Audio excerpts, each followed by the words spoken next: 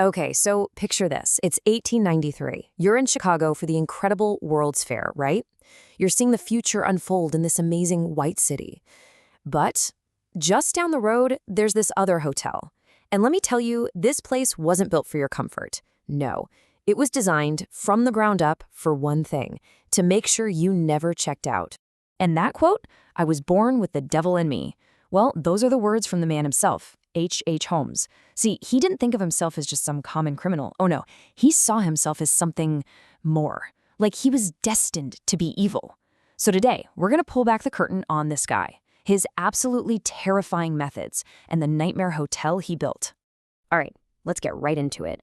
We're about to take a tour of the infamous Murder Castle. And trust me, this place was a literal house of horrors, engineered for evil. So from the street, it just looked like a big three-story building. But inside, it was a complete labyrinth of death. And get this, Holmes was constantly hiring and firing construction workers, sometimes on the same day.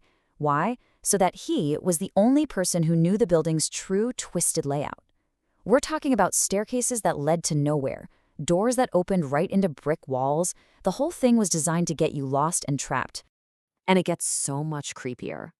Think about the level of control this guy had. He soundproofed rooms, even lined some of them with iron plates. The doors? Yeah, they only locked from the outside. And he had a whole network of hidden peepholes and secret passages so he could watch his guests at any time. It was like their terror was his own private movie. Okay, this next part is it's chillingly ahead of its time. Holmes actually had the gas lines rerouted. From his own office, he could flip a switch and just silently pump lethal gas into any of the sealed rooms. It was murder by remote control. So clean, so detached, no struggle, no evidence. Just gone. So you see, it wasn't just random.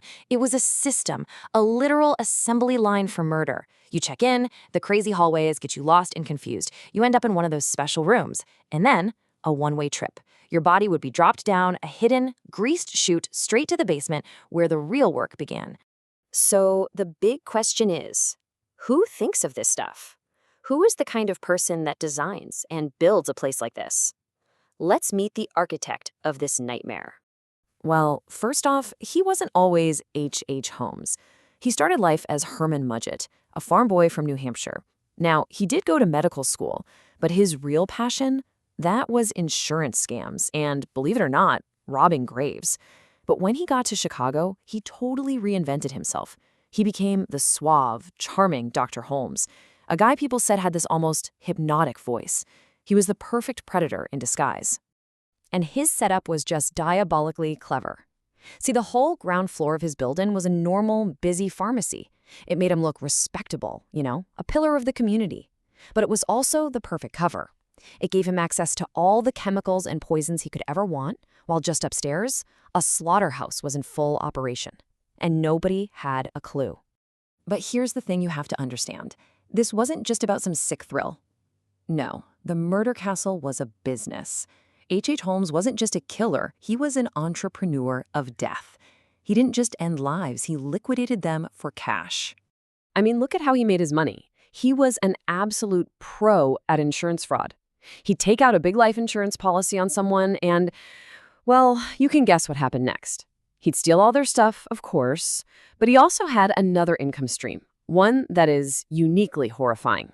The guy knew how to squeeze every last penny out of his victims. Remember those chutes to the basement? Well, down there, Holmes had a full-on laboratory. He used acid vats, a kiln, his own medical skills, all to strip the bodies down to the bone. And then he'd piece together the skeletons and sell them to medical schools.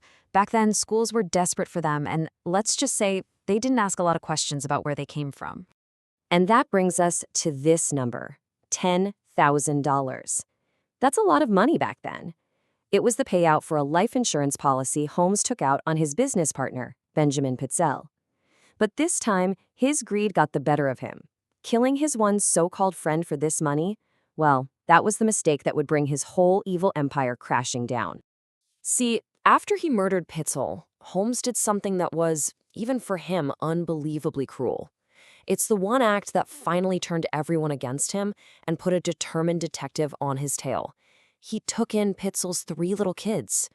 He took these poor children, Alice, Nellie, and little Howard, on this awful trip across the country and even up into Canada. And the whole time he's telling them, oh, your dad's fine, he's just waiting for you. He's lying to them, lying to their mother. It was this long, drawn-out psychological torture. And that heartless cruelty is exactly what sealed his fate. And this is where the House of Cards collapses. A detective from Philadelphia, Frank Gear, gets on the case. And with no DNA, no modern forensics, nothing like that, he just starts doing brilliant detective work. He follows Holmes's trail city by city, state by state, talking to everyone he can. And eventually, he finds the children. First Alice and Nellie in a cellar in Toronto, then Howard's remains in a stove in Indianapolis. Gear's incredible investigation showed the world that Holmes wasn't some genius. He was just a monster who killed children. So when Holmes was finally caught, his trial was a huge deal, a massive media sensation. People called it the first trial of the century. But his real legacy, the thing that's lasted all this time, is the playbook he wrote for the modern serial killer. Seriously, think about it. So many of the things we associate with serial killers, Holmes did it first. That charming, normal-seeming guy who's secretly a monster, the mask of sanity, that was him. The super elaborate secret lair, his murder castle was the original. The monster next door idea, check. He even played the media from inside his prison cell, selling all these different crazy confessions to the newspapers. He practically invented the genre. And for the final, perfect, dark piece of irony, what was his last request before he was executed? The guy who started out robbing graves was terrified of grave robbers. He asked to be buried 10 feet underground inside a coffin that was then filled with concrete. He couldn't stand the thought of someone doing to him what he had done to so many others. You know, the murder castle itself is long gone. It actually burned down under mysterious circumstances, and now there's just a post office there. It's so normal. But the story of H.H. Holmes, it leaves you with this really unsettling thought, doesn't it? How many other castles are out there just hidden behind a normal-looking door? He proved the most dangerous monsters are the ones you'd never suspect.